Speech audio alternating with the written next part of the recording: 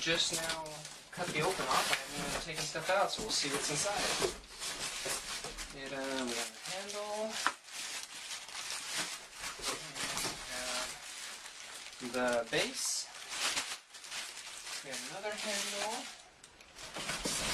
We have the backing of the chair. We have the seat cushion. And all the casters. And the main hydraulic part there. And a box full of screws, or that's the hydraulic center, it looks like. And that's everything in the box. Alright, we're going to try and get this together and see what happens. Alright, I've taken off all the plastic. In one of the boxes was all the screws, even an Allen wrench for tightening up, so everything's provided. Everything comes on a one piece of instructions. It gives you all the parts that you should have and how to put it all together and how things should look in the end here. So we're going to give this a try. Alright, the first step in the process was to take the casters and just plug them into the base, which actually they just snapped right in. That was great. The second step was to take the cushion, which is a fabric, it's not the mesh, and to attach the handles. Now this is all upside down, so kind of have to find a raised area to put this up on and then attach the handles that way. So we're going to give that a try here. Alright, so the diagram here shows that it says D and E for the handles go to C, but the handles themselves aren't marked in any way.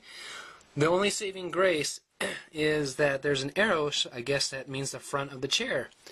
So when I first installed this, I said, oh well, I just need to make sure the button's on the outside, and by the diagram it looked like the thicker part was towards the back, but come to find out, there's the front, so I put everything backwards.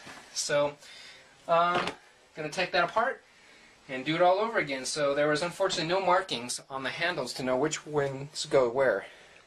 So even though I didn't find a marking of letters that correspond with the instructions, on the handle itself, right over here, is an arrow that points a certain direction. So that's my one indicator that the arrow should go the same direction as the front of the chair. So that'll help me put it on the correct side.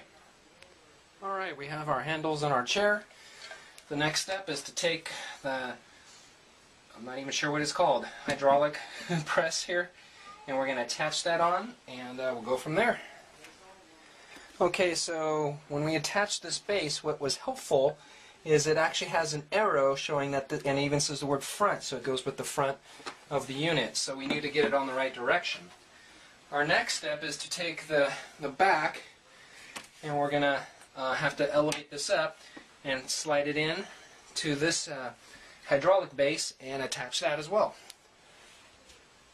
So I thought at first I had to raise up the chair part, but I was able to just turn it on its side, slip in the back, and then kind of make sure these are even and tighten them up evenly, and we're good to go there. The next step is to take our base and drop the hydraulic part in. And if I'm reading the instructions right, it's going to go that way. And that's all we do. And then lastly is this goes right on top. And we'll get this here situated. And there's our chair, all set to go. Even with my mistakes and doing this video, this has taken me about 20 minutes to make this all put together here. So we'll go from here, see what happens. Alright, so the extent of the adjustments on this chair is there is a lumbar support here, but it's not adjustable. This is a hard plastic support that the mesh leans into, and that's part of the chair as it is.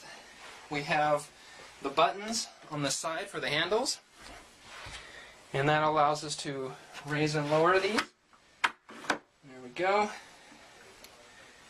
And then of course we have the handle for the chair here for lowering and hiring. I'm 5'11" and at its top, or 5'10", and at its top my feet are just barely touching the ground. So somebody who's 6 foot would probably find the highest height more comfortable. And that's about as low as I can go. It's just a few inches. So my wife, who we're going to give this to, may not be able to, who's much smaller, like 5'3", isn't going to be able to get it really low so where she can sit at a nice 90-degree angle. Underneath is the tension for the tilting of the chair and how quickly or fast it responds. And let's see here. It's not going at all. So let's adjust it. Are we totally loosened up or tightened up? We'll find out. Okay, that's one direction. Going completely the opposite direction here. It's kind of a pain. And I get a little bit of recline, but that's it. So, I mean, it feels like a nice sturdy chair.